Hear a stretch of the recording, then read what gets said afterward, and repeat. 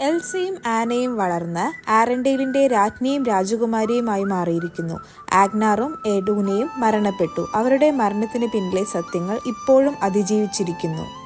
ഒരു തണുത്ത രാത്രി എൽസ ഉറങ്ങാൻ ശ്രമിക്കുകയാണ്. പക്ഷേ അവൾക്ക് ഉറങ്ങാൻ കഴിയുന്നില്ല. ഒരു ശബ്ദം അവളെ വിളിക്കുന്നു. ആ ശബ്ദം ദൂരെയായും അതേസമയം അതിന്റെ വരവ് അറിയിക്കുന്നത് പോലെയുമാണ്.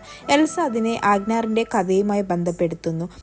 എൽസ അതിനോട് പ്രതികരിക്കുന്നു. തന്റെ മാജിക് ഉപയോഗിച്ച് ശബ്ദത്തോട് അനുയോജ്യമായ തരത്തിൽ സൃഷ്ടികൾ വരച്ചു. ഒടുവിൽ അവൾ അവളെ തന്നെ നിയന്ത്രിക്കാൻ കഴിയാതെ പോകുന്നു. ആരൻഡെയിലിൽ ഭീകരമായ പ്രകൃതി ദുരന്തങ്ങൾ ഉണ്ടാവുന്നു. കാറ്റ്, വെള്ളം, ഭൂമി, തീ. ജനങ്ങൾ ഭയന്നോടി രാജമഹലത്തിന് പുറത്തേക്ക് ഒഴുകുന്നു. എൽസയ്ക്ക് മനസ്സിലാകുന്നു അവളാണ് ഇതിന്റെ കാരണമെന്ന്. ആന, ക്രിസ്റ്റോഫ്, ഒലാഫ് എന്നിവരെല്ലാം എന്തു നടക്കുന്നു എന്ന ആശയക്കുഴപ്പത്തിലായിരുന്നു. എൽസ സമ്മതിക്കുന്നു. ഞാനാണ് ഇതിനു കാരണമെങ്കിൽ അതിന്റെ ഉത്തരവും ഞാൻ കണ്ടെത്തും.